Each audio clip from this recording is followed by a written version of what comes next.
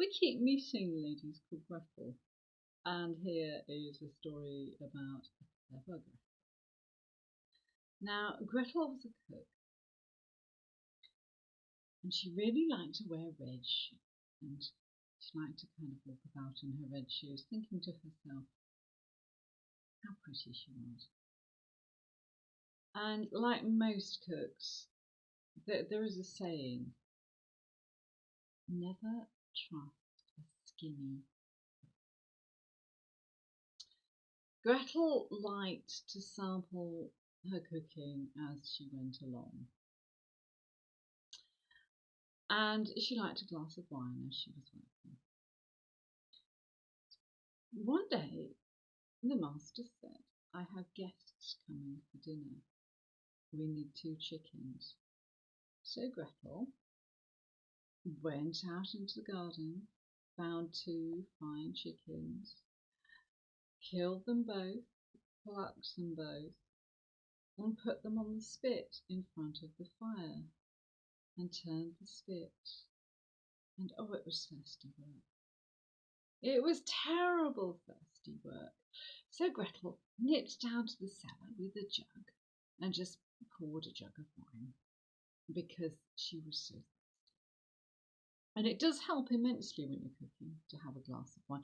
So she had some wine and she carried on turning the spit. And she looked at the chickens and she thought how tasty they looked and how good they smelled. So she just cut a wing of one chicken just to check that the meat was cooked and ate a wing. And then she thought, well, it looks a bit odd now. If I take the other wing off, the chicken won't look so odd and my master won't notice that anything's gone.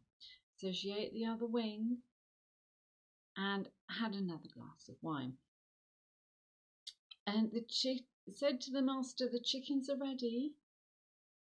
Much longer and they'll be overcooked, they'll spoil. And the master said, I will go and I will see if I can find where my guests have got to. And off he went, leaving Gretel in the kitchen looking out the window. And she looked out the window and she thought, well, they're gone a long time. Aren't they gone a lot? They're gone a terrible long time.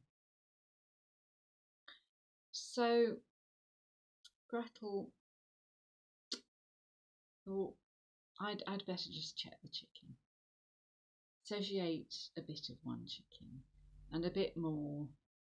And before she knew where she was, the whole of the chicken had gone. And then she thought, it does seem a shame that the other chicken will be overcooked and burned. And there's no sign of the master and there's no sign of his guests. So I think they're not coming. So Gretel ate the other chicken too because it did seem a shame.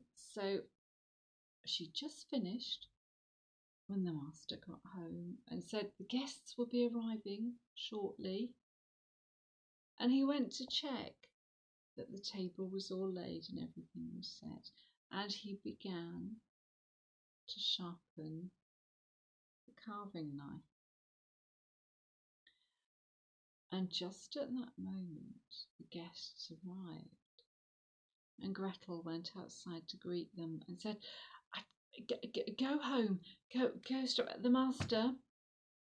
I don't know what's come over him. He's in such a he's in the dining room sharpening a knife. And he says he wants to cut off your ears.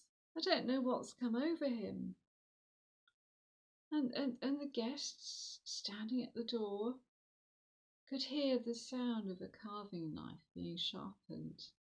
And they could see their friend in the dining room and they could see his hands moving as he sharpened the knife. And so the guests turned and left. And Gretel said to the master, I don't know what happened to your friends. It was so strange. They came into the kitchen and they picked up both the chickens and now they've gone. taken the chickens with them. They took both of them. The master said, well, they didn't leave me any. They didn't leave me just one. No, Gretel said, they didn't leave you just one. They've taken both the chickens.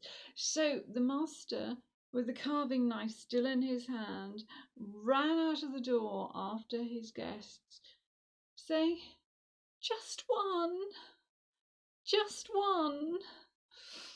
I only wanted the one. And the guests thought that he meant one ear. So the master sat down and Gretel sat down in the kitchen. And I like to think she finished the jug of wine. What a clever Gretel.